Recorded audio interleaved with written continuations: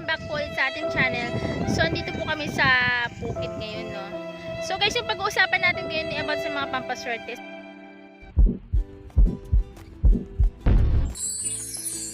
So, bago tayo magsimula, guys, isa lamang paalala, ito ay tanging gabay lamang at nasa sariling kamay nyo pa din ang magiging swerte nyo.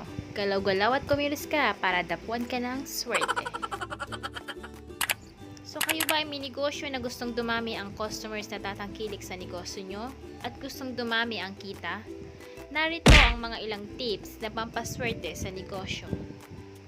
Number 1 guys, pinturahan ng tindahan ng light green or white dahil ito ay maghahatak ng energy good vibes.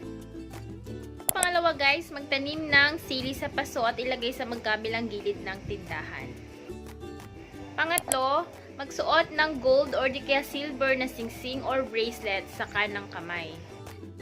Pangapat guys, magsabit ng isang supot ng magaspang na asin sa loob ng tindahan.